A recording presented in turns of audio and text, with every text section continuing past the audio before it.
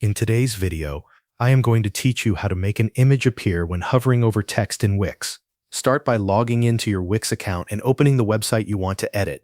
Once you are in the dashboard, click Edit Site to open the Wix editor. On your page, add a container box if you have not already placed one there. This container will hold the hover effect. After the container is on the page, click to select it. Then enter hover mode so you can customize what visitors will see when they move their cursor over that area. With hover mode active, look to the left side of the editor and click Add to Hover. From the available options, choose Image.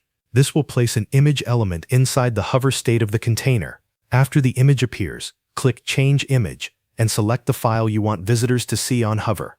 Once the image is added, resize it and move it into the position you want inside the container. Make sure it fits well within the hover area and looks balanced with the rest of your layout. If you also want text to appear along with the image, click Add to Hover again and choose a text element. After the text box is added, click Edit Text and enter the wording you want to display. Then use the Text Settings panel to adjust the font, size, color, alignment, and any other styling you need.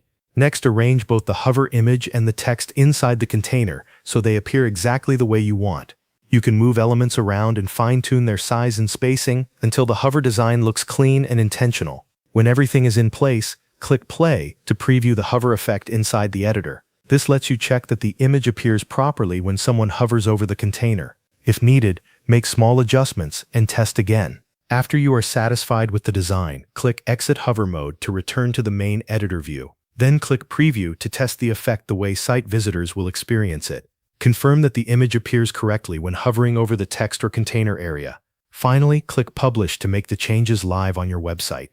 Thanks for watching. That covers everything you need to know.